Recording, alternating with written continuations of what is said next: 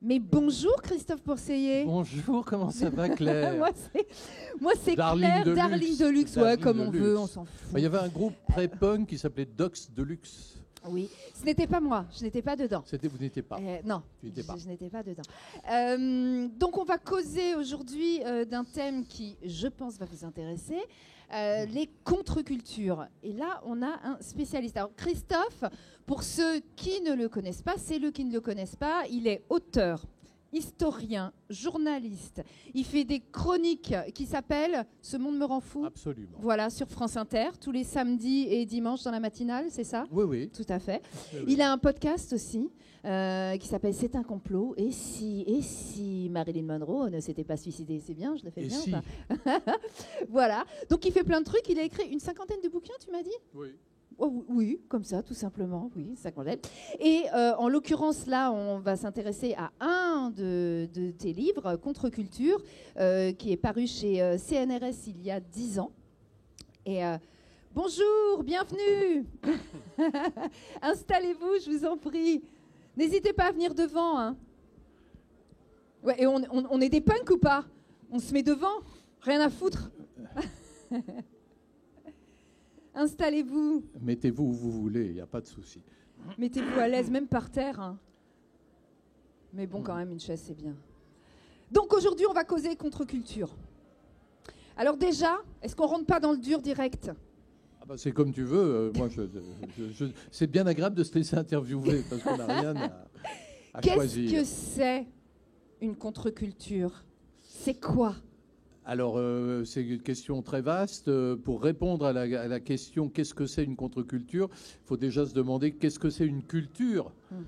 Parce que finalement, il y a plusieurs acceptions. Le mot culture, ça veut dire plein de choses. C'est un mot un peu valise. Et il y a une conception de la culture, c'est de dire que la culture, c'est en gros le champ dans lequel on baigne tous à une époque donnée. C'est-à-dire c'est les valeurs dominantes d'une époque donnée. On baigne tous dans une culture. Alors Michel Foucault, lui, il parlait de champ culturel. Il disait qu'on baignait, c'est pas facile de baigner dans un champ, mais on baignait dans un champ culturel qu'il appelait l'épistémé, dans un livre qui s'appelait Les mots et les choses. Et donc on baigne tous là-dedans. Tous, non, parce qu'il y a des gens qui disent non, moi, votre culture dominante, vos valeurs dominantes, j'en veux pas. Et donc moi, je vais inventer, constituer autre chose, une contre-culture. Et Michel Foucault observe, et c'est très intéressant, que ceux qui sont critiques par rapport à la culture dominante, généralement, sont ceux qui annoncent le monde d'après. Donc c'est ça qui est passionnant. Et donc le phénomène des contre-cultures, c'est ça. Après, ce qui est encore plus génial dans l'idée de la contre-culture, c'est qu'en fait, si vous prenez par exemple la contre-culture hippie dans les années 1960, qu'est-ce qui se passe dans les années 60, notamment aux États-Unis?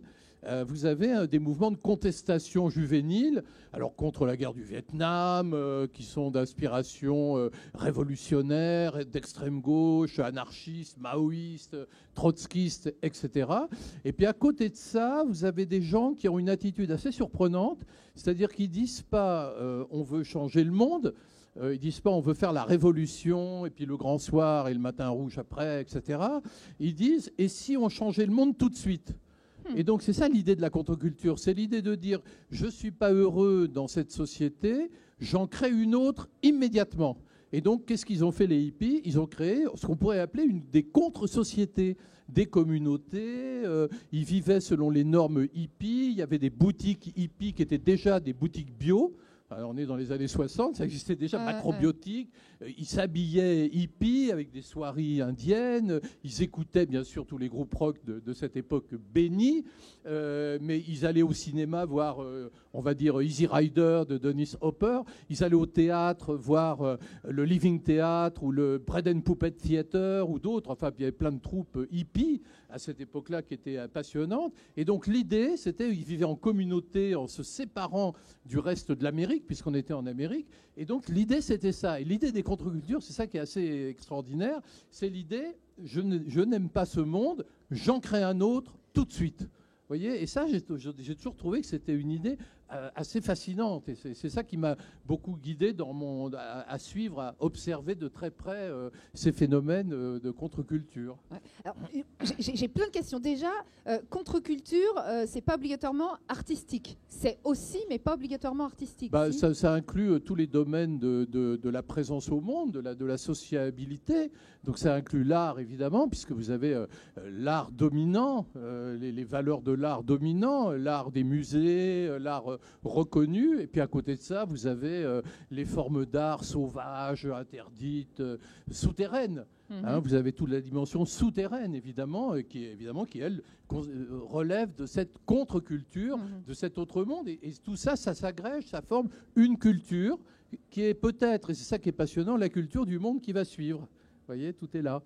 Et moi, j'ai une question avant quand même, personnelle, Christophe. Mais pourquoi ça t'intéresse tant que ça ? Je sais pas, ça me passionne. Peut-être parce que moi, alors, à titre personnel, je suis un enfant de la balle. Hein. J'ai grandi dans le milieu du spectacle. Tout le monde dans ma famille était dans le théâtre à plusieurs générations. Ma mère était comédienne, mon père était producteur de théâtre, mon beau-père Antoine Bourseillet était metteur en scène de théâtre, ma grand-mère était caissière au théâtre de la Huchette. Enfin bref, vraiment, j'ai eu toute une hérédité de gens de théâtre. Et c'est vrai que c'était des gens de théâtre qui étaient théâtre d'avant-garde. Et c'est vrai que l'avant-garde, elle est liée aux contre-cultures. Il y a un lien secret et réel entre ces démarches novatrices de dire je romps avec ce monde pour en créer un autre et le fait d'être dans des attitudes artistiques de rupture, d'essayer d'inventer quelque chose de nouveau, de ne pas se contenter de refaire ce que tout le monde a fait depuis 150 ans. Et donc, c'est vrai qu'ils étaient dans le théâtre, dans cette démarche de laborantin, et grâce à eux, étant très jeunes, très enfants tout simplement d'ailleurs, j'ai eu l'occasion de côtoyer des gens de théâtre passionnants comme Jerzy Grotowski, par exemple, qui était un grand homme de théâtre, oublié aujourd'hui, mais croyez-moi, c'était vraiment le disciple d'Artaud, et c'était quelqu'un d'assez extraordinaire. J'ai eu l'occasion de côtoyer Jean-Luc Godard, évidemment, puisque c'était mon parrain. J'ai eu l'occasion de côtoyer des gens de toutes sortes qui m'ont... Et puis surtout, musicalement, très jeune, c'est-à-dire entre 8 et 10 ans, grâce à eux, je me suis retrouvé à aller à des concerts de free jazz. Et alors, j'ai découvert la musique par le free jazz. Et ça change tout. Parce que j'ai découvert des musiciens, Bar Phillips, Marion Brown, Steve McCall, Gunther Hampel, John Surman, enfin plein de musiciens qui étaient des gens que je connaissais, que je fréquentais en suivant mes parents, évidemment. Moi, j'étais juste le petit garçon qui courait derrière.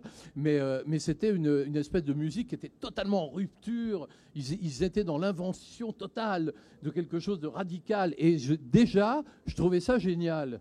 Donc après, j'ai continué en fait à m'intéresser à ces trucs-là. Donc quand j'avais 14-15 ans, c'est vrai que j'allais avec mon argent de poche chez les disquaires parisiens de l'époque. Il y en avait un qui était génial, qui s'appelait Givaudan, qui était boulevard Saint-Germain, et j'allais acheter des imports de disques peu connus, et notamment le Velvet Underground. J'étais fasciné par le Velvet Underground, ce qui se passait à New York. Et puis après, alors évidemment, le grand bonheur, pour moi, enfin, voilà, ça a été en 1976, 77. Alors j'étais tout jeune, je vais avoir 17 ans à peu près, l'arrivée du punk.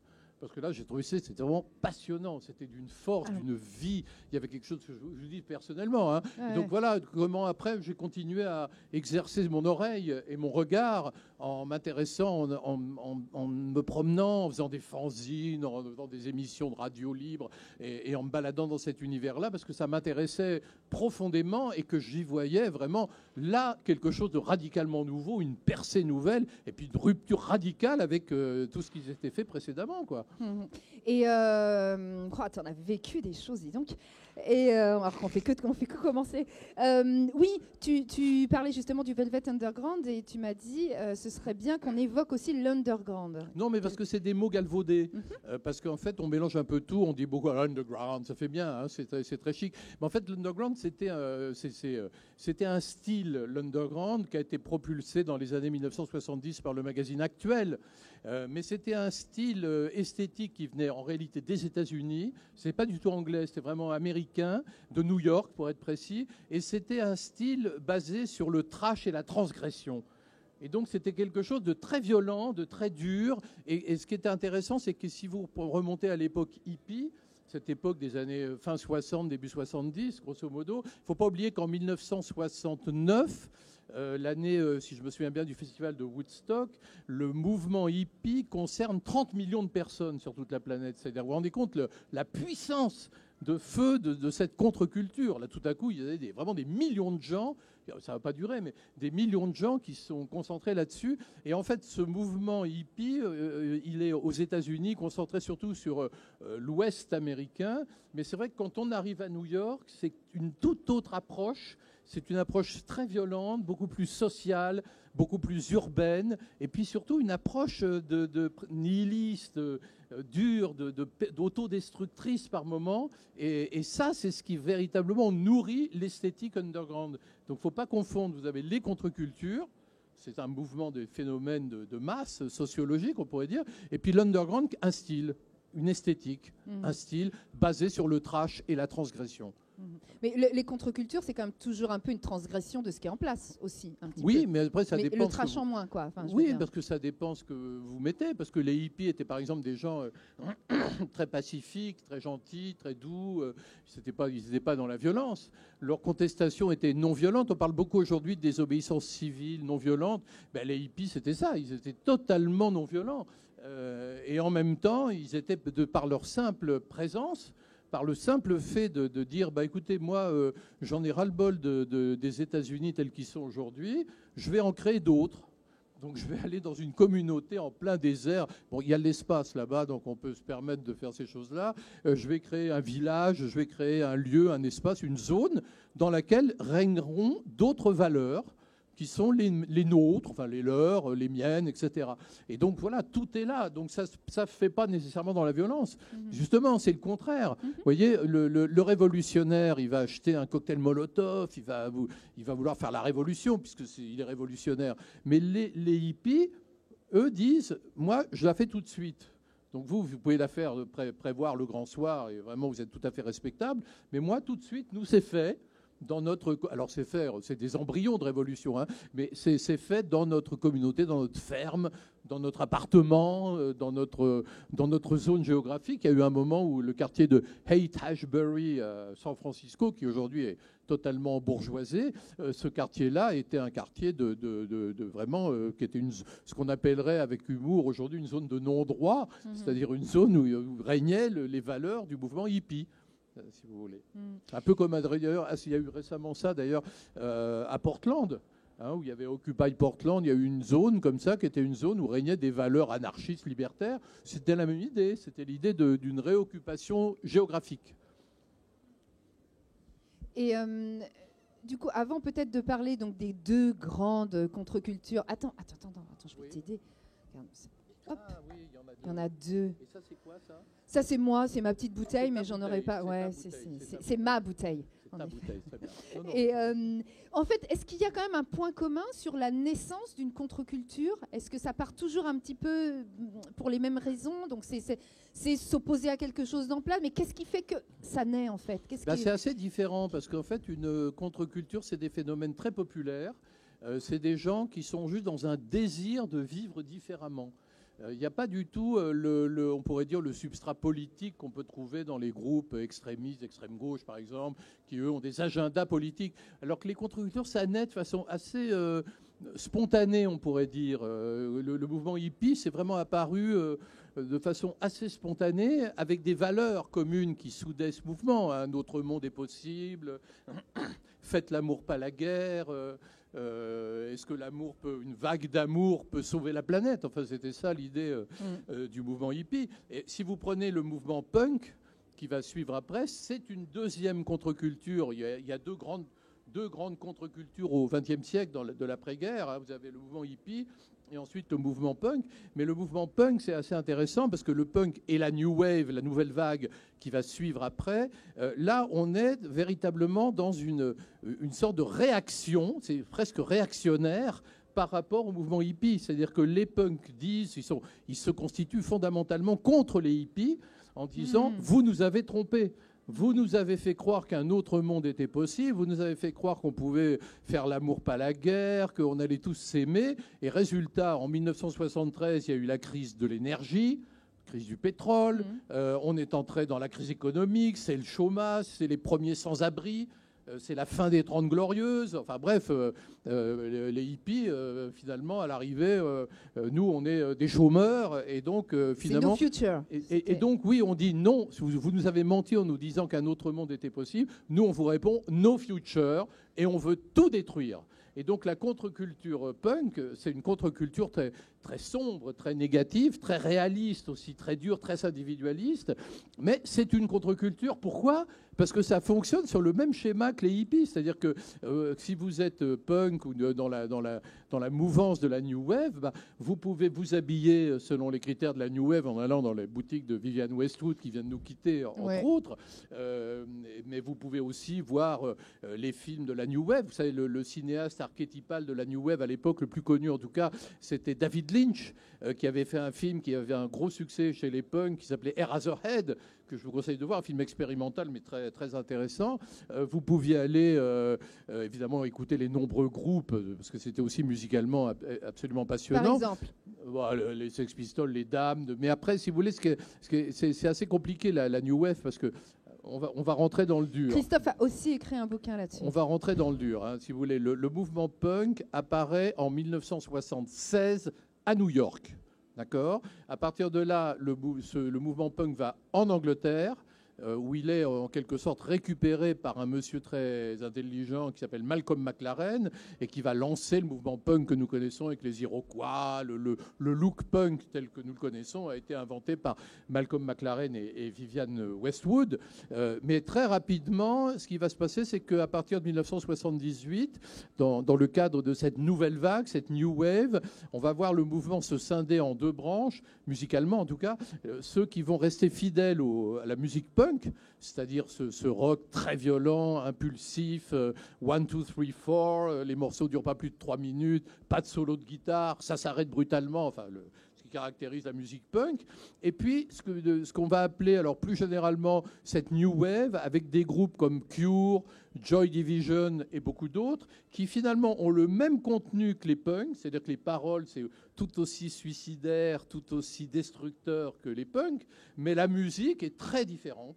Donc là, c'est des musiques qui sont beaucoup plus travaillées, beaucoup plus élaborées, avec un souci. Par exemple, les punks jouent très vite et des groupes comme Joy Division vont bien souvent jouer très lentement. Il y aura un parti pris esthétique. On voit très bien chez Cure et chez des groupes moins connus mais géniaux comme The Wire, par exemple, le groupe de Colin Newman qui était extraordinaire, un groupe très godardien, je trouve, dans son approche, mais qui lui aussi, vous voyez, il y avait le même message que les punks, mais avec une musique totalement différente. Donc voilà l'évolution de ce mouvement entre 76 et 80, si vous voulez. Après, ça se redistribue en d'autres courants, parce qu'à partir de 80, vous allez avoir dans le mouvement punk une sorte de scission entre, d'un côté, ce qu'on pourrait appeler les punks apolitiques, c'est-à-dire les punks not dead, autour des exploited, et puis de l'autre, le courant anarcho-punk, qui a réussi à survivre jusqu'à aujourd'hui, incarné notamment par un collectif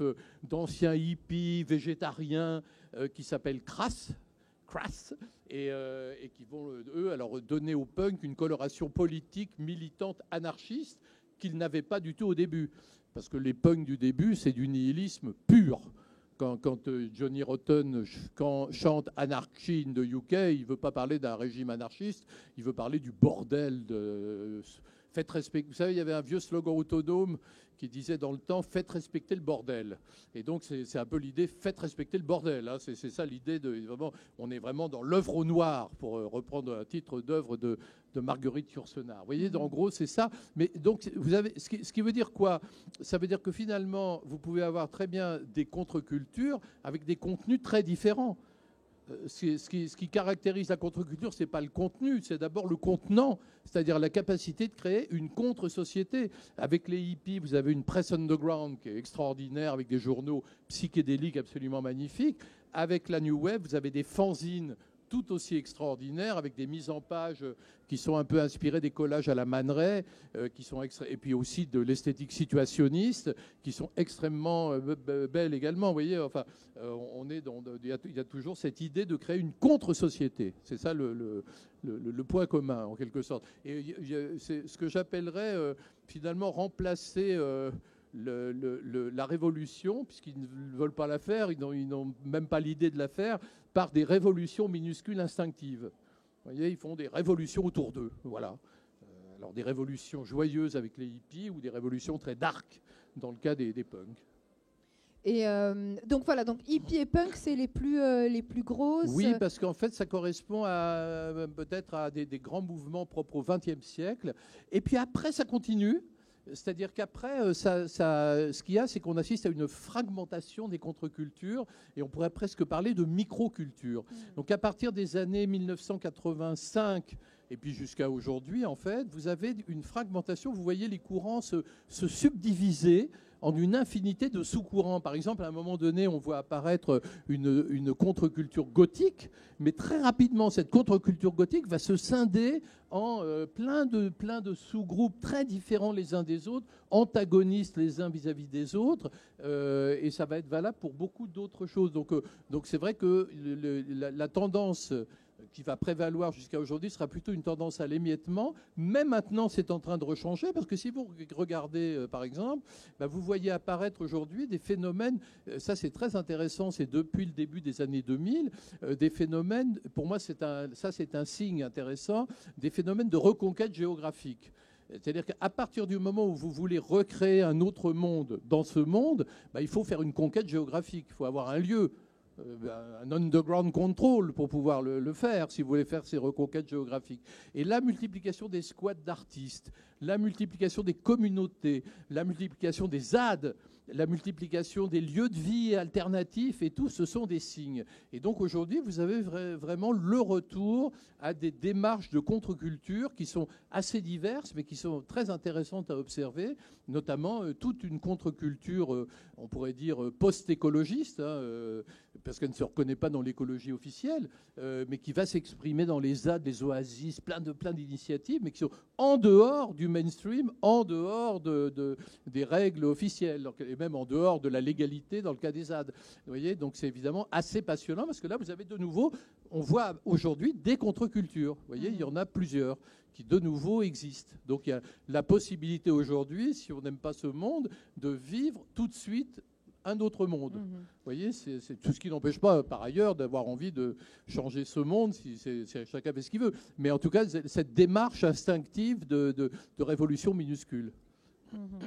Et tu parlais aussi de récupération. Ça, c'est le phénomène de récupération, il est très intéressant parce que, évidemment, le problème de la contre-culture, c'est que très rapidement, c'est récupéré.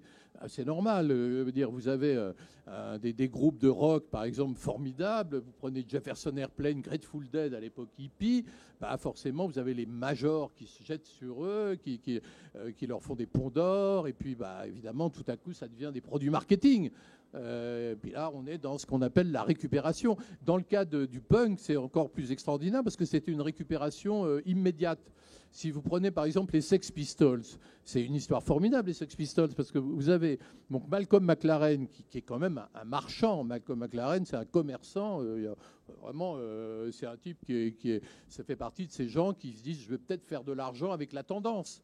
Donc il dit, tiens, par exemple aujourd'hui, Malcolm McLaren ouvrirait une boutique bio. Vous voyez, parce qu'il dit, ça marche le bio, je vais ouvrir une boutique bio ou quelque chose de local, vous voyez, manger local. Malcolm McLaren, il suivrait toutes les tendances. Si la tendance, c'est Hells Angels, j'ouvre une boutique de Hells Angels. Vous voyez, il n'a pas arrêté comme ça d'ouvrir des trucs comme ça. Et puis, donc, il va à New York en 1976. Il voit des groupes underground new-yorkais héritiers du Velvet Underground. Alors, des artistes comme Patti Smith, les Ramones, Television, Blondie, enfin des gens de toutes sortes, avec mais en même temps qui sont dans cette culture, cette contre-culture underground, donc hérité d'Andy Warhol. Il se dit, là, il y a un truc punk, là, ça sonne bien et tout. Il revient en Angleterre, et là, il va lancer vraiment un produit marketing qui est le punk. Donc il va demander à des petits figurants de s'habiller comme il veut, etc. Et il va aller encore plus loin puisqu'il va créer de toutes pièces un groupe inventé, factice, qui s'appelle les Sex Pistols. Alors il va aller chercher un mec qui traîne dans la boutique Sex, qui est la boutique de Vivienne Westwood. À l'époque, elle a changé de nom 10 fois, mais là, elle s'appelle Sex. Et donc il va aller, vu qu'elle fait des vêtements inspirés des tenues sadomaso qu'on trouve dans les sex shops, ça c'est l'esthétique punk, et donc ce type-là c'est John Lydon, et donc on va dire, quand on va t'appeler Johnny le pourri, ça sonne mieux, donc ok, bon alors tu vas devenir Johnny Rotten. Et puis un pauvre débile complètement camé qui zone dans la rue Kings Road, qui s'appelle Sid Vicious, c'est pas son vrai nom évidemment, c'est génial, et puis on va leur adjoindre 2 musiciens de studio, qui eux sont plutôt des solides, des mecs solides, qui feront bien l'encadrement. Bon. Et donc voilà, bon, et donc ils lancent un groupe qui n'existe pas. Et là, miracle, le groupe est génial. Miracle, c'est-à-dire que le Johnny Rotten en question se révèle être une espèce de génie maléfique, on pourrait dire, mais en tout cas un personnage avec un charisme démentiel. Les paroles sont incroyables. Il a, lui, une pulsation, mais absolument dingue. Et il est porté par les autres. Et ça donne un groupe absolument inquiétant, absolument incroyable. Vous voyez, donc récupération, oui, puisque c'est un groupe qui n'existe pas, mais la récupération se fait dans les 2 sens. Et justement, c'est ça qui est très intéressant, c'est que vous avez une contre-culture qui arrive. Donc vous avez le marché qui s'en empare, et donc on récupère les valeurs de la contre-culture pour en faire des produits de consommation. Oui, mais la contre-culture se répand dans la société, et en même temps, elle fait évoluer la société. Vous voyez, c'est dans les 2 sens que ça se passe. C'est-à-dire que vous avez récupération par les marchands et en même temps des idées neuves qui se répandent dans la société. Vous voyez, c'est extrêmement intéressant de voir cet échange entre les deux. Ce qui fait que quand on observe les contre-cultures d'aujourd'hui, par exemple, on voit bien que ce sont des producteurs de ce qu'on pourrait appeler les signaux faibles. C'est-à-dire que observer les idées qui sont brassées aujourd'hui dans les contre-cultures, par exemple dans les ZAD, etc., ça permet d'avoir une idée de quoi pourra ressembler la culture de demain. Vous voyez, parce qu'il y aura récupération, mais qu'en même temps, cette récupération se fera dans les 2 sens par une évolution sur la société. Et c'est ce que nous dit l'enseignement des contre-cultures d'hier. Vous voyez, c'est très, très frappant.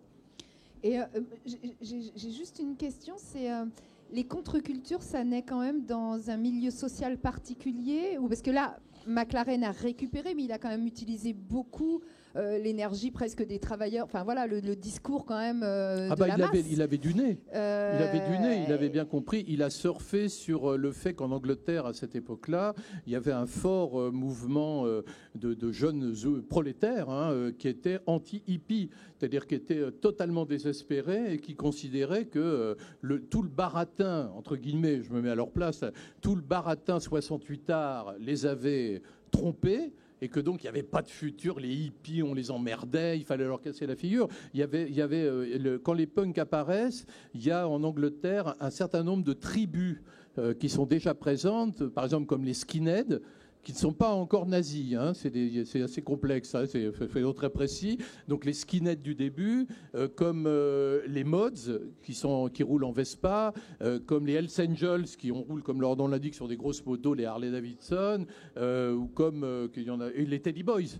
Qui, eux, sont les défenseurs du rock des années 50, vous voyez. Mais tout ça, c'est des tribus affinitaires de jeunes prolétaires qui sont, en tout cas, en rupture radicale avec le mouvement hippie. Vous voyez, et les punks, ça va trouver un écho très populaire, c'est très populaire. Ça va trouver un écho immédiatement chez toute une jeunesse qui est pareil, qui est sans idéologie, mais qui veut exprimer sa rage, sa colère, mais qui ne sait pas quoi mettre à la place. C'est une colère nihiliste, destructrice, sachant que les punks sont en même temps très cool, parce qu'ils sont d'une provocation sans fin, parce qu'ils ont des croix gammées, ils appellent à la destruction, il y en a qui vont très très loin dans la drogue, ça va vraiment à des degrés de... Ils meurent, il y a des morts, c'est extrêmement dur, si vous voulez, mais en même temps, c'est par exemple un groupe comme Clash qui va introduire dans le rock le reggae.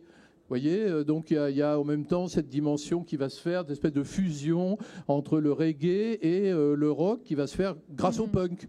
Voyez, donc ils sont assez open en réalité sur les questions musicales, mais fondamentalement, ce qui les caractérise, c'est quand même cette espèce de, avec beaucoup d'humour d'ailleurs, mais c'est quand même cette dimension de nihilisme pur. Voilà, il n'y a pas, c'est du nihilisme. Hein, c'est-à-dire, je veux tout détruire et je mets rien après. Je traduis. Et en matière de récupération, il y a quand même eu aussi des choses commerciales. Enfin, moi, je pense à ce qui se passe aussi aujourd'hui quand on voit dans les rayons H&M des t-shirts avec les Rolling Stones, avec les Ramones, où personne ne sait ce que c'est. Bien sûr, oui. Ah non, mais aujourd'hui, le punk est totalement gentrifié. Aujourd'hui, il y a plus, c'est fini.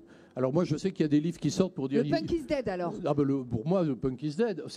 La question, c'est il y a quelques universitaires aujourd'hui qui... Alors moi, j'ai trouvé ça extraordinaire. Il y a un livre qui est sorti il n'y a pas très longtemps qui s'appelle « Penser avec le punk ». Fait par plusieurs universitaires qui expliquent que aujourd'hui les punks sont des véganes bio et pour certains bouddhistes. Alors c'est vrai qu'il y a sûrement un punk vegan, bio et bouddhiste quelque part, et je serais ravi de le rencontrer. Mais enfin, quand vous voyez d'où ça vient, quand vous pensez au mec avec les croix gammées, quand vous pensez à Joe Strummer qui avait un t-shirt Brigade Rouge, on lui dit qu'est-ce que ça veut dire, il dit c'est une nouvelle pizza. Vous voyez, on est dans pour moi, qu'est-ce qui reste du punk aujourd'hui? Avant tout, une esthétique. Une très belle esthétique, une esthétique de la transgression, une esthétique de la rupture. Mais c'est ça qui reste du punk. Mais le mouvement punk lui-même a disparu. Et c'est pas plus mal. Pourquoi voulez-vous que 100 ans plus tard, il y a encore des punks avec des cannes? Je veux dire, c'est très bien qu'il y ait autre chose, qu'on passe à autre chose. Et la récupération, dans le cas du punk, elle était très évidente. Mais encore une fois, je vous le dis, elle était immédiate. Elle était pendant le punk. Vous savez, vous aviez des groupes qui étaient des groupes authentiques et puis vous aviez des groupes de ringards. Par exemple, je me souviens très bien, il y avait des groupes formidables. Il y avait tous les Buzzcocks, Jam 69, des groupes vraiment excellents. Et puis vous aviez un groupe américain débile qui s'appelait les Plasmatics. Alors la fille, elle égorgeait des poulets sur scène. C'était vraiment un produit marketing d'après le punk. Vous voyez, Wendy O, je ne sais plus quoi. Vous voyez, c'était, ça a toujours existé. Ça a toujours existé. Mais il y a quand même au départ une forme d'authenticité qui est indéniable. S'il n'y a pas l'authenticité, il ne reste rien. Or là, il y avait une authenticité qui fait qu'il y a eu une vraie démarche esthétique. Et puis alors, il faut voir, ce qui était vraiment intéressant, c'était que les punks disaient, on est... Parce que punk, ça veut dire ringard, minable, débile. C'est une insulte. Tu n'es qu'un punk. Vous savez, c'est dans le film Dirty Harry. You punk. Il traite un gangster de punk. Vous voyez, c'est vraiment l'insulte ultime, quoi. Vraiment, pauvre type, quoi, pauvre merde. Voilà. Mais et en même temps, si vous voulez, quand vous discutez, un type comme John Lydon, c'est quelqu'un qui était d'une culture infinie, qui avait une culture musicale incroyable, qui lisait des romans. Johnny Rotten, le fameux Johnny Rotten, le chanteur des Sex Pistols. Vous voyez, vous prenez un exemple très simple et très amusant, c'est un groupe de la New Wave, un des premiers, qui s'appelait Cabaret Voltaire. Alors, bang, Cabaret Voltaire, ça y allait, c'était que des musiques, c'était électro, mais c'était très très violent, dans ce qu'on appelle aujourd'hui le post-punk, que moi j'appelle la New Wave, hein, c'était très violent. Mais le nom Cabaret Voltaire, c'est extraordinaire, parce que c'est une référence au Cabaret Voltaire de 1916, dans lequel a été créé le mouvement Dada. Vous voyez, donc la culture de Steven Malinder et de tous ces gens-là Chris Watson était extraordinaire parce qu'ils savaient très bien pourquoi ça s'appelait Cabaret Voltaire. Vous voyez, tout était comme ça. Et vous avez un groupe post-punk qui s'appelle The 400 Blows. Ça veut dire quoi, The 400 Blows? Les 400 coups. Référence à Truffaut. Le film de François Truffaut. Vous voyez, il y avait toujours cette culture sous-jacente alors qu'ils prétendaient n'en avoir aucune. Vous voyez, c'est ça qui était très très marrant avec eux. En fait, en réalité, c'était des gens qui savaient très très bien de quoi ils héritaient. Et si vous prenez, il y avait un journal extraordinaire américain de l'époque. Je suis désolé, je suis intéressé parce que ça me passionne. C'est l'idée en même temps. Hein. Moi, je suis là juste pour te poser des questions. C'était un journal un peu format Libé, je sais pas, tabloïd, qui s'appelait Search and Destroy. Alors le titre Search and Destroy, ça s'inspirait. C'est quoi le titre? Search and Destroy, ça s'inspirait d'une chanson d'Iggy Pop. D'accord. Des Stooges, excellente chanson, une des meilleures, enfin bref. Et bon, alors donc il faisait l'actualité des groupes punk. C'était un Asiatique de San Francisco qui faisait ça, qui s'appelait Veil. Et puis un jour, le Search and Destroy cesse de paraître, et Search and Destroy devient Research. Research, d'accord. Et là, ça devient ce qu'on appelle aujourd'hui un MOOC, c'est-à-dire une espèce de revue d'eau carrée magnifique, avec des dossiers sur William Burroughs, des dossiers sur les avant-gardes artistiques. Enfin, ça devient un truc génial. Et c'est le même. C'est le même, qui est simplement qui a évolué et qui est allé au fond de sa démarche. Parce qu'évidemment, il y a un lien très fort entre les avant-gardes artistiques et les contre-cultures. Sans les avant-gardes artistiques, il n'y aurait pas cette envie de créer un autre monde dès maintenant, d'inventer quelque chose en dehors du mainstream et quelque chose de nouveau, si possible. Oui, donc en fait, c'est même des milieux sociaux du coup qui se font avancer les uns les autres. En fait, l'avant-garde en général, c'est très souvent. Alors, mais c'est beaucoup. Si on parle du punk, si on reste sur le punk, aux États-Unis, c'est les lower middle class. Donc c'est vraiment les banlieusards, on pourrait dire. En Angleterre, c'est prolétarien, c'est vraiment prolétarien. Et en France, c'est des petits bourgeois. En France, le punk démarre dans la bourgeoisie. Alors c'est même des petits bourgeois, des grands bourgeois. Alors c'est très mondain, on les voit au palace, on les voit au bain-douche. C'est des fils et filles d'eux, des gens qui sont plutôt... voilà, c'est une dimension très mondaine que ça n'a pas dans les autres pays. Et ça va se prolétariser progressivement. C'est-à-dire qu'assez rapidement, ça va se prolétariser.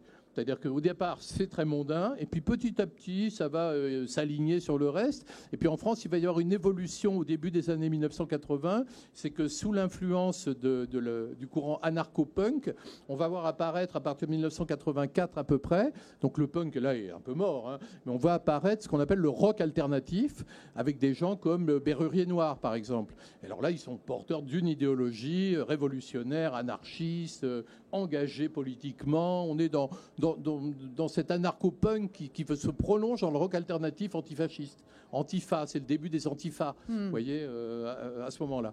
Mais avant ça, c'est évidemment différent.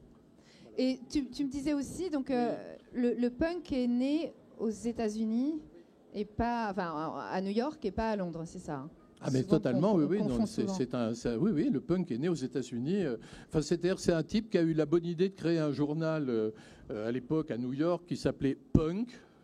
Et le numéro 1 de Punk, c'est très intéressant parce que c'est pas un hasard. Et qu'est-ce qu'il met en couverture de son numéro 1? Lou Reed. C'est-à-dire que les punks new-yorkais sont les héritiers du Velvet Underground. Donc en réalité, la filiation, elle est là. Et aux États-Unis, on est dans cet underground de là.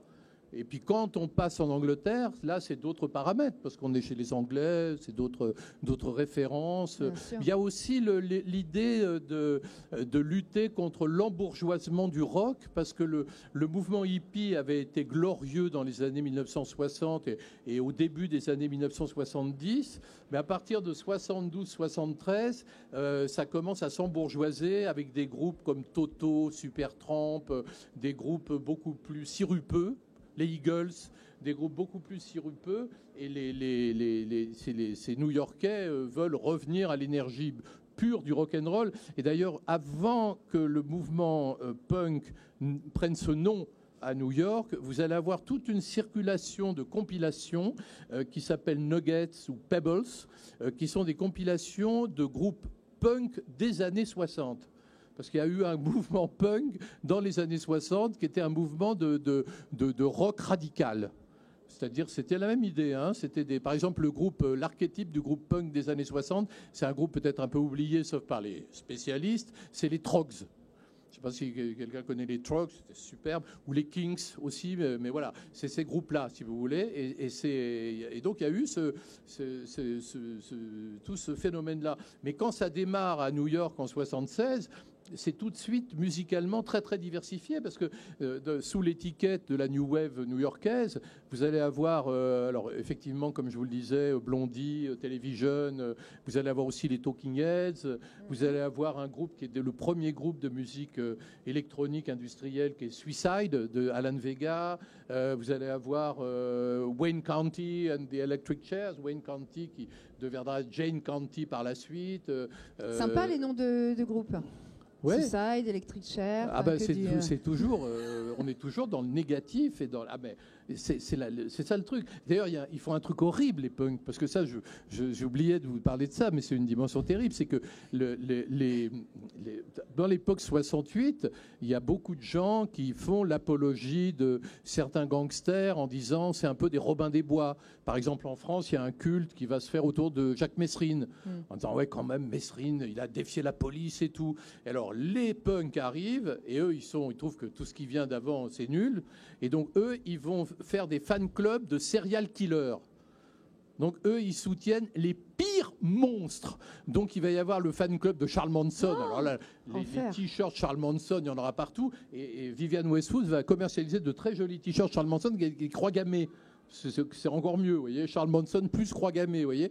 Et puis il y aura comme ça Ted Bundy, enfin des monstres absolument abjects qui feront l'objet d'un culte.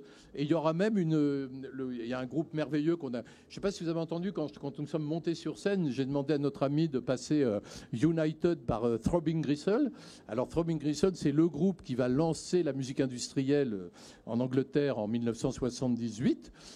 Pardon, c'est quoi la musique industrielle ? La musique industrielle, c'est une musique qui se place dans l'orbite idéologique du punk, c'est-à-dire c'est pareil, c'est nos futurs, etc., mais qui passe par l'usage de machines jouées à tout berzingue. Et l'idée, c'est de dire, il y a une phrase qu'on voit sur les affiches d'annonces de concerts, il y a une structure qui organise des concerts à Londres en 78 qui s'appelle Final Solution, la solution finale, avec la cheminée d'Auschwitz en logo.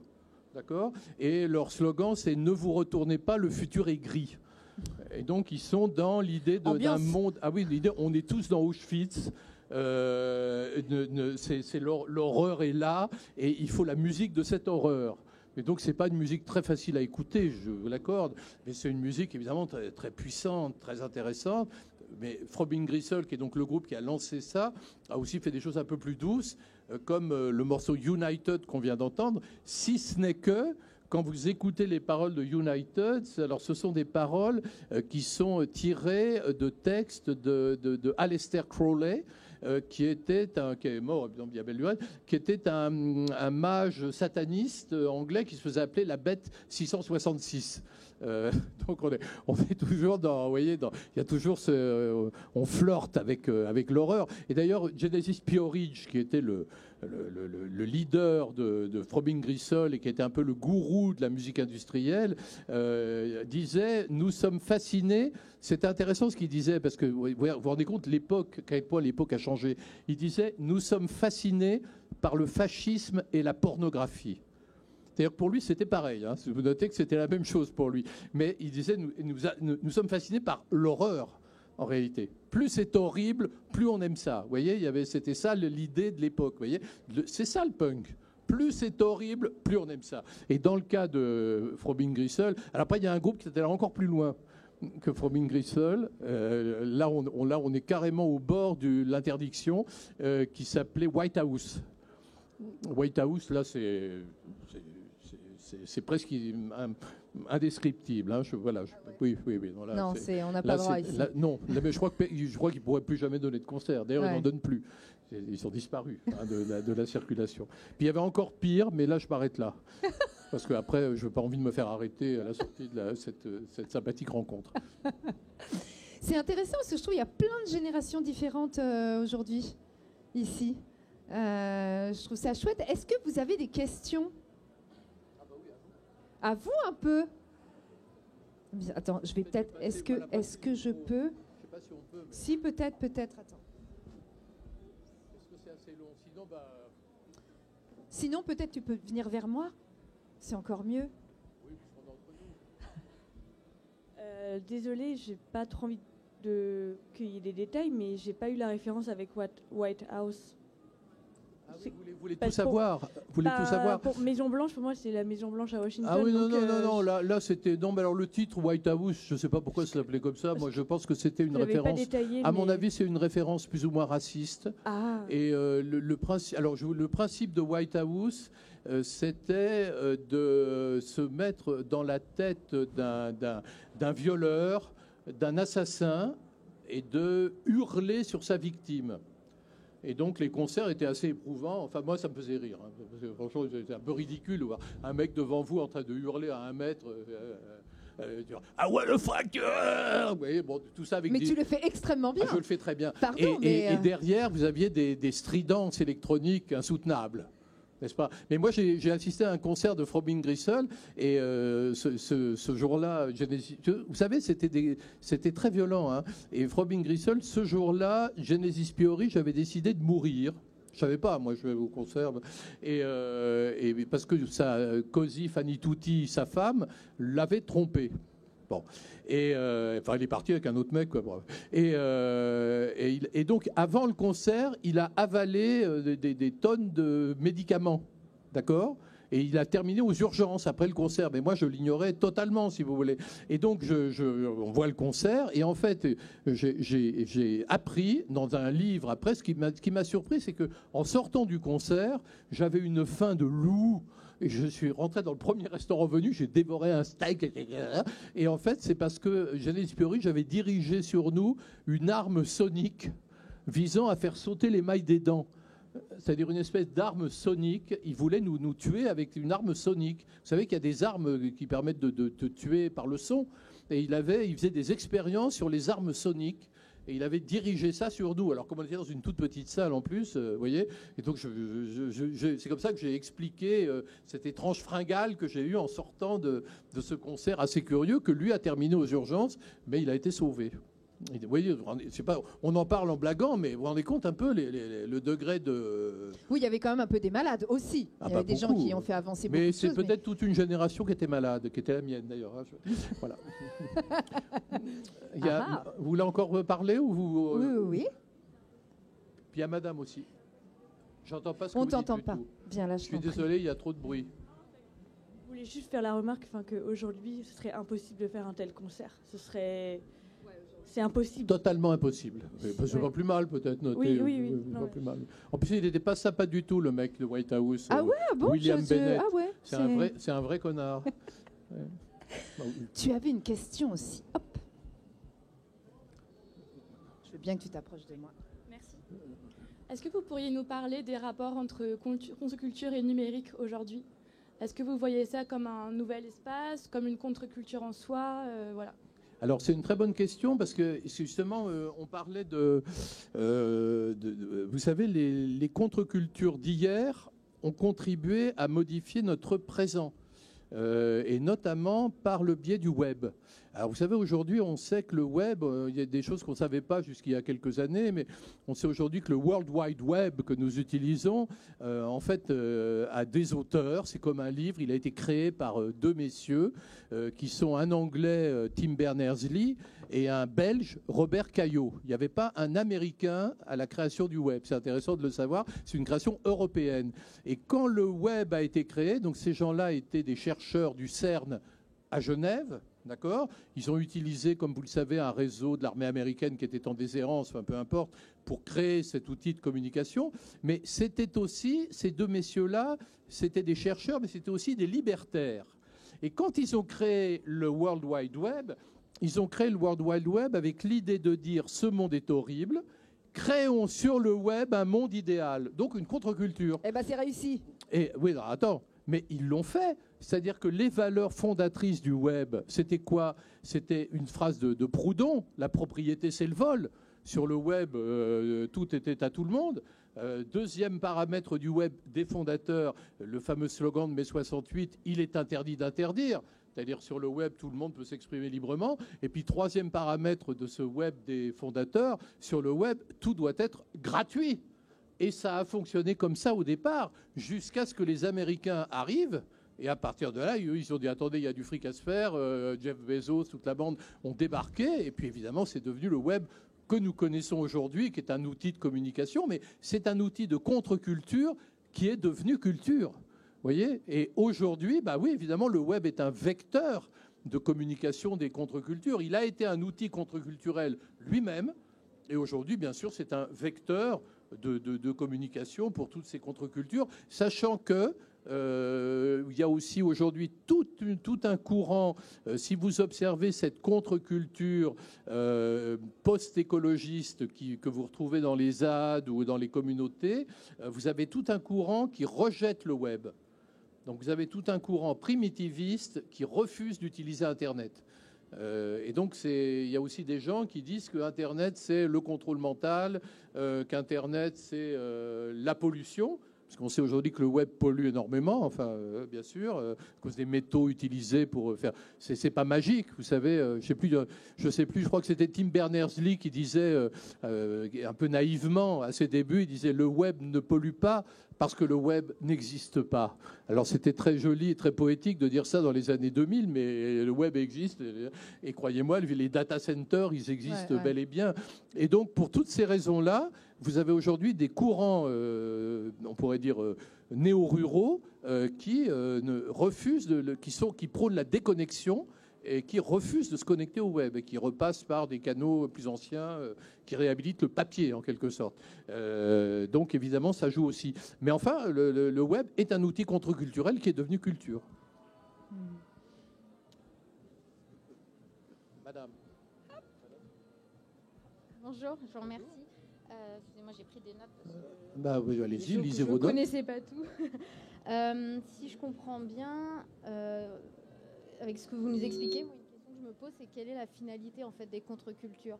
Parce que si c'est créer un monde nouveau tout de suite, sans emporter la conviction des masses, et qu'après on a un peu une segmentation, une diffusion, du coup des sous-cultures qui se créent, quelle est leur finalité ? Parce qu'in fine, j'ai l'impression qu'on ne recréerait rien. Surtout avec tout ce qui est la réappropriation par le commerce. Alors, vous savez, la finalité, c'est pas recréer un monde, c'est le vivre. C'est-à-dire que c'est pas des gens qui ont une réflexion, c'est des gens qui sont dans le faire. Vous savez, c'est des gens ils sont pas dans la réflexion idéologique, ils disent pas c'est une stratégie pour, ils le vivent. Ah non, mais on peut les critiquer, je dis pas qu'ils sont parfaits, mais si vous voulez, ils le vivent. Ils le vivent. Ils se disent, mais pourquoi attendre ? Allez, nous, on vit ça tout de suite. Vous voyez, ça fonctionne comme ça. Ça n'empêche pas certains d'entre eux de dire un jour, il faudra peut-être que les autres s'y mettent, puisque au fond, ils sont dans des solutions très autarciques. Hein, ils sont en autarcie dans leur coin, à vivre selon leur technique de permaculture, ou suivant évidemment leurs affinités. Il y a de tout dans les contre-cultures. Mais bien sûr, vous avez raison. Mais en même temps, je crois que il y a pas. Ce qui est intéressant à observer chez les gens qui font ça, c'est qu'ils ont assez peu de théorisation. Ils sont dans l'action. Mais vous savez, il y a beaucoup de gens aujourd'hui qui privilégient l'action au détriment de la réflexion. Et on est dans une époque marquée beaucoup par le triomphe des passions plutôt que par la réflexion. Hein. C'est un peu dommage d'ailleurs, hein, mais c'est comme ça. C'est une période. C'est les passions qui l'emportent. Et quand on veut vivre un truc, on ne se dit pas quelles sont les conséquences. On dit, mais moi, je veux vivre selon mes envies, en quelque sorte. Mais en fait, ce que tu veux dire, c'est que du coup, les gens qui font naître, enfin qui appartiennent à des contre-cultures, ne veulent pas changer le monde, ils veulent vivre le monde autrement. Oui, c'est ça. Ils ne se posent pas la question de changer le monde, ils se posent la question de changer leur quotidien. Ils se posent la question eux-mêmes de vivre différemment. Donc aujourd'hui, tout ce qui est justement les mouvements écologistes, enfin, les gens qui veulent vivre autrement dans leur quotidien, ils veulent quand même changer le monde. Donc c'est pas des contre-cultures. Ça dépend lesquels. Il y en a qui, bien sûr, il y en a qui, par exemple, si vous prenez une ZAD comme Notre-Dame-des-Landes, par exemple, vous avez des gens de toutes sortes. À Notre-Dame-des-Landes, vous allez avoir des gens qui vont se contenter de vivre une expérience de permaculture différente en disant moi c'est merveilleux parce que je vis autre chose, je vis selon d'autres paramètres, j'ai d'autres rapports avec mes voisins, enfin bon, bref, je produis tout en autarcie, j'ai plus besoin d'aller faire les courses, enfin, etc. Et puis vous allez avoir des gens qui disent oui mais Notre-Dame-des-Landes c'est la base arrière de la révolution mondiale. Donc il faut porter la révolution à l'extérieur, donc il faut créer des zones d'autonomie défensive dans les villes. Voilà, ils cohabitent. Et ils cohabitent à Notre-Dame-des-Landes, si vous voulez. Donc c'est vrai que vous avez aussi des gens de toutes sortes. Mais vous avez aussi beaucoup de gens qui sont juste dans ce désir de se dire bah, écoutez, moi, votre révolution, elle est bien gentille, mais je n'ai pas envie d'atteindre la Saint-Glinglin. Alors, moi, je vis tout de suite ce que je peux vivre. Ça dépend où on est, ça dépend comment on fait, mais c'est quelque chose qui est très ancien, au fond, et qui est aussi intéressant, parce que vous pouvez inverser le truc en disant, oui, c'est des gens qui ne prennent pas en compte les autres. On peut dire ça, on peut dire auquel cas, ou c'est des gens qui ne veulent pas imposer aux autres leurs idées. En disant, écoutez, moi, c'est mes idées, vous ne les partagez pas, bah, voilà, regardez mon modèle, moi, comme c'est bien, comme chez moi c'est mieux. Voilà. Oh, monsieur, madame, monsieur. Oh là là là là. Ah bah voilà, ça Alors, y est. j'ai le Ça bras y un est, ils peu sont plus long, chauffés, mais ils sont je veux chauffés. bien quand même. Je ne sais pas si tu vas y arriver, mais... Ah oui, donc tu as un grand fil. Hein. Et puis il y a aussi monsieur assis. Ah bon. Alors moi j'avais une question sur Oui. la contre-culture et la censure actuelle. C'est-à-dire, bon, on va parler des contre-cultures du passé, mais en ce moment, beaucoup de choses sont censurées ou sont pas politiquement correctes. Et donc c'est censuré par les GAFAM ou par même le gouvernement par l'AFP qui contrôle les médias, par quelques milliardaires. Donc en final, c'est censuré. Ou on n'en parle pas. Donc où on minimise quelque chose. Enfin, par exemple, on n'a pas le droit de parler de médecine naturelle, mais s'il y a quelqu'un qui est mort de médecine naturelle, ça va faire les grands titres. Par contre, on ne va pas dire qu'il y a 80 000 morts avec les médicaments en France chaque année.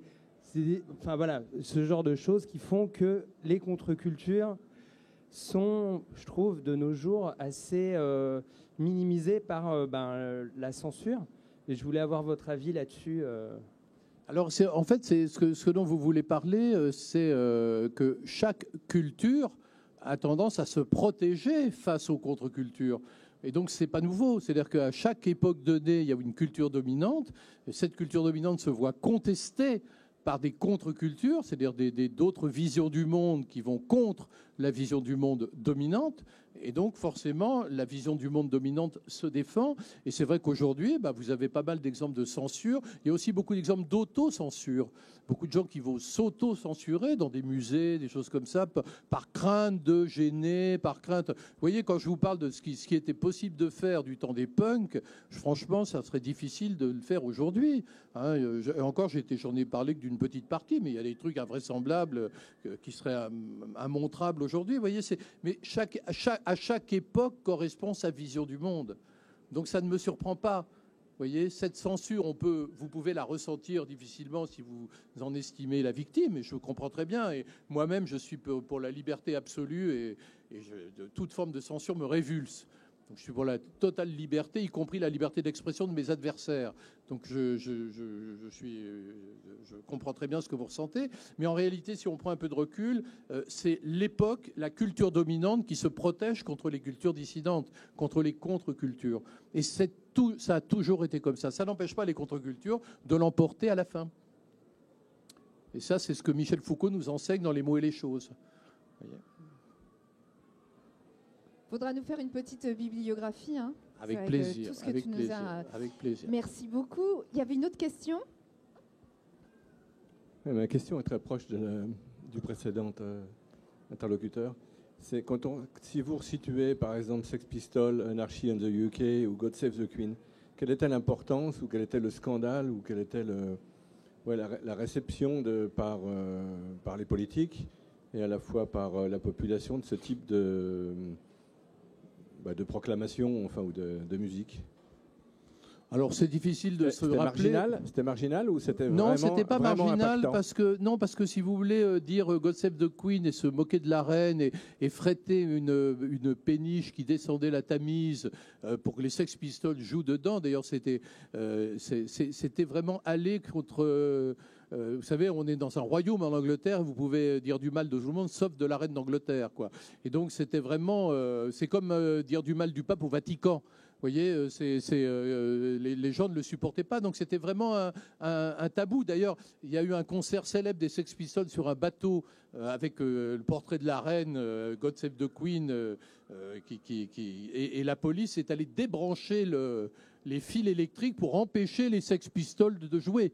Vous voyez, tellement c'était scandaleux que on puisse faire ça. Donc, mais là, on est dans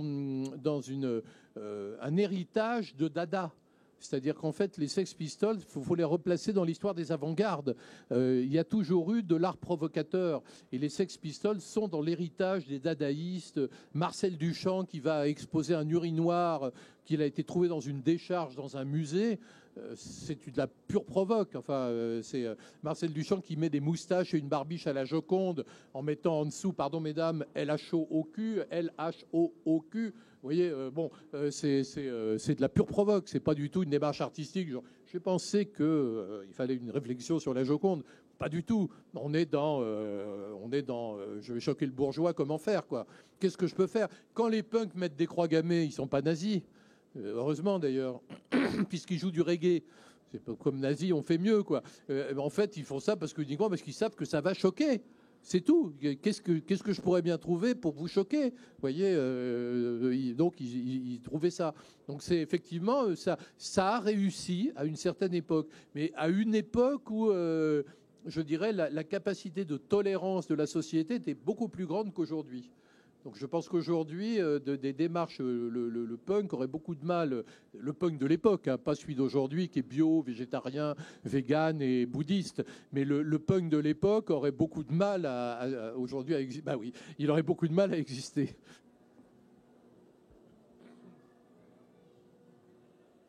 Carrément, l'ordinateur, ça prend des notes quand même. Il y a quelqu'un qui m'a dit, mais oui, vous faites une thèse? Sur quoi?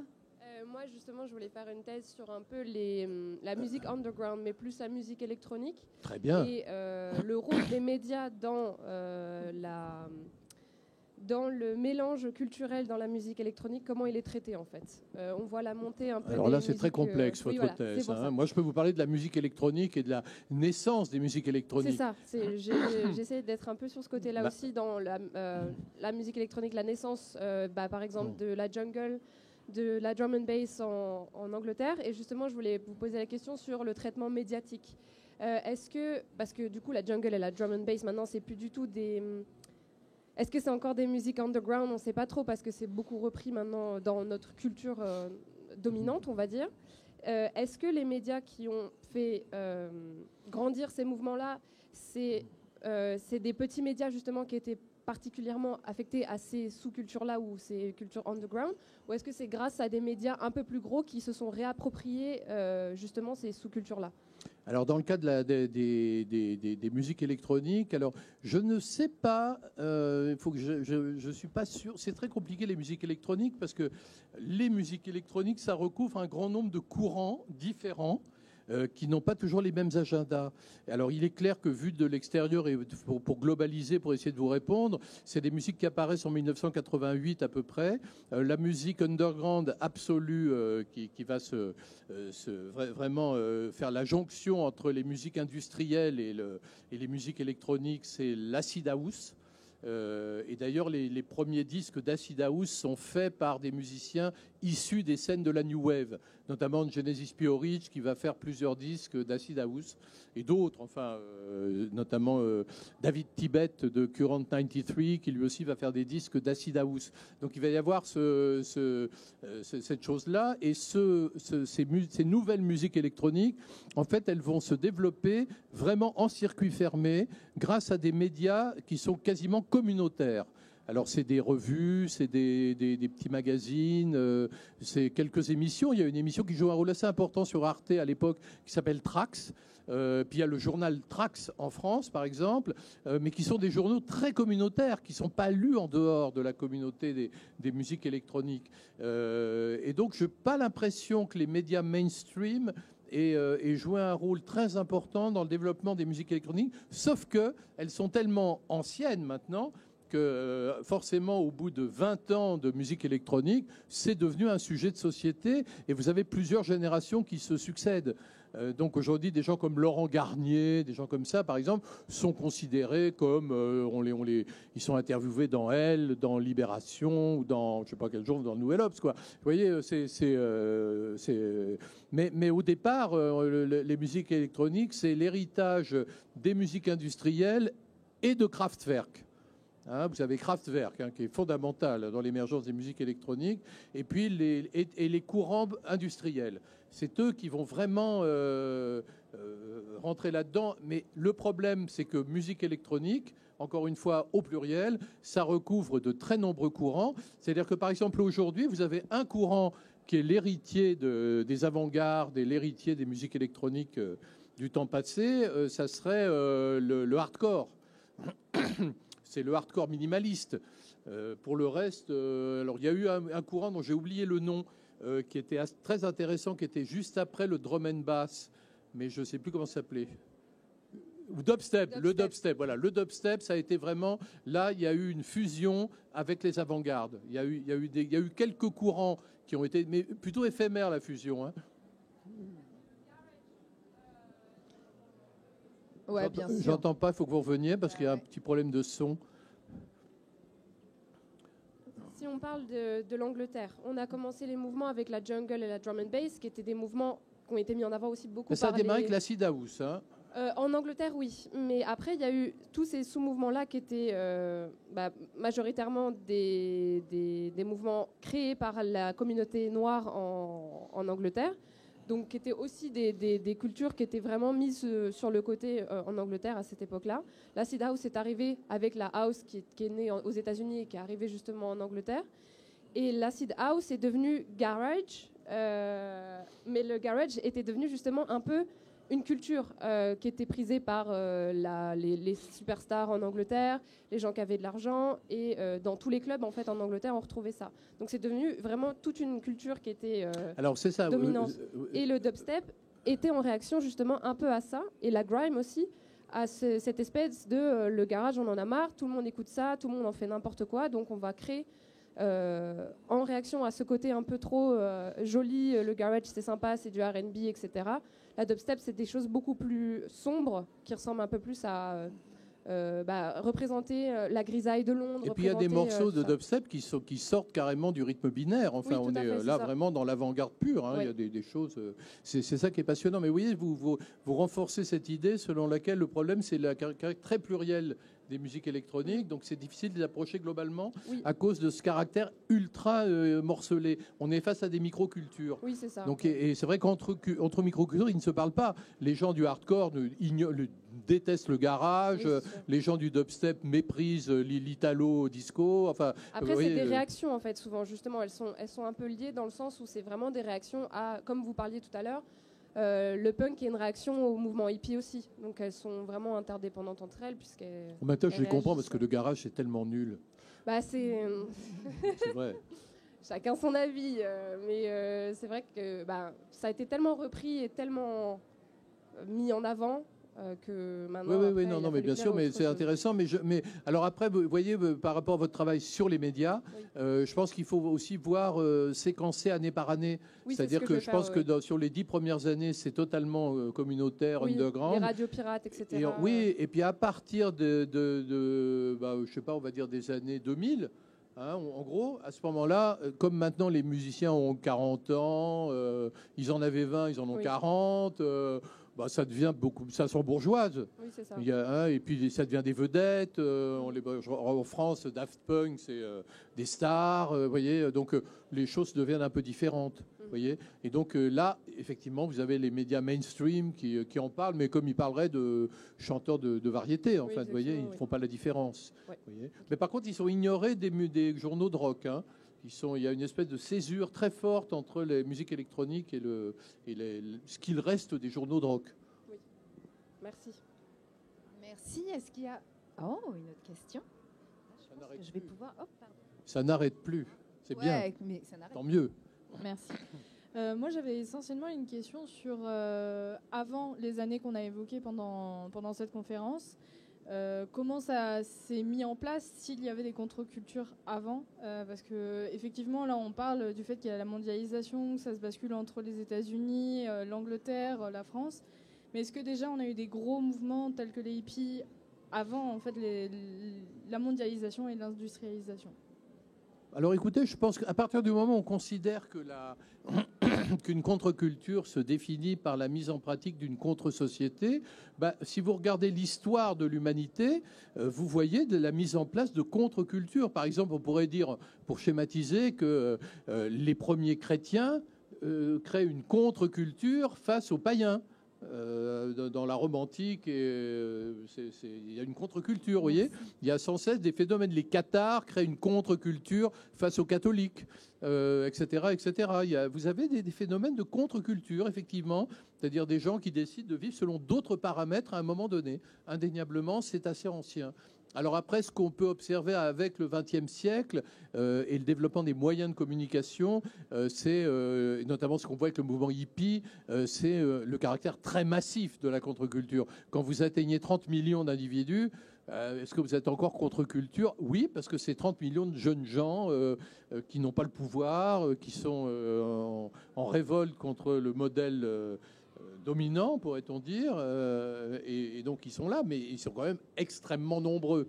Donc là, vous avez ce phénomène massif qu'on va retrouver avec le punk, où c'est encore une fois, moins que 30 millions, mais encore une fois, c'est un phénomène planétaire. Vous avez des punks dans le monde entier. Moi, j'avais une compilation punk chinoise, punk indonésien, punk brésilien, punk... Enfin, c'est extraordinaire, vous voyez. Il y avait vraiment un truc qui s'est créé, qui était assez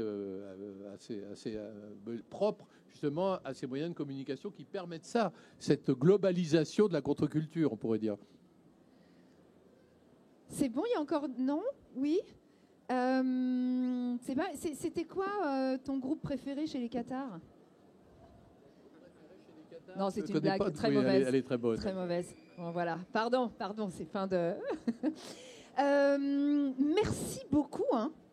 Bravo, on peut l'applaudir, franchement. Merci à vous. Vraiment bravo. Donc, tu as donc ton livre qui s'appelle Contre-culture, c'est ça? Non, oui, alors surtout, il y a un livre qui vient de sortir. T'inquiète, ça t'inquiète. Alors, tu crois que j'ai oublié. Au pluriel. Oui. Contre-culture au pluriel pour ceux qui ont envie d'aller plus loin, etc. Donc, qui est paru il y a quelques années déjà chez CNRS Éditions.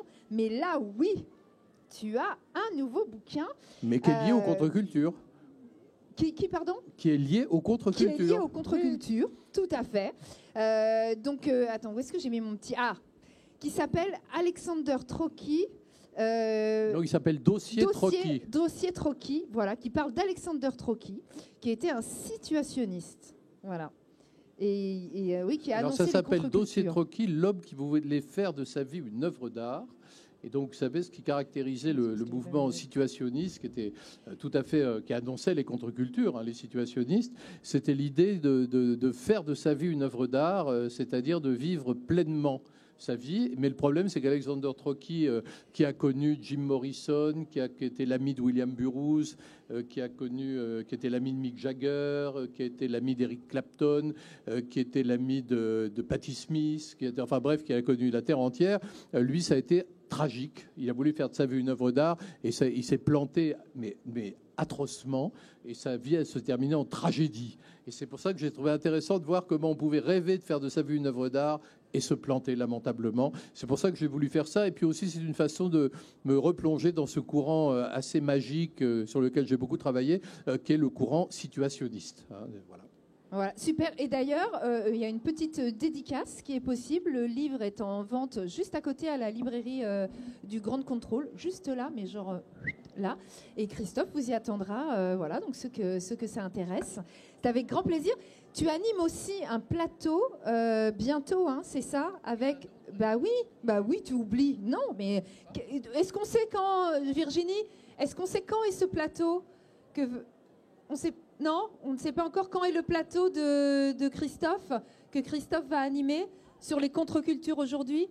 Le 8 avril. Voilà, le 8 avril, oui. Alors là, je vais recevoir ici même, le 8 avril, sans doute à la même heure, des acteurs des contre-cultures d'aujourd'hui.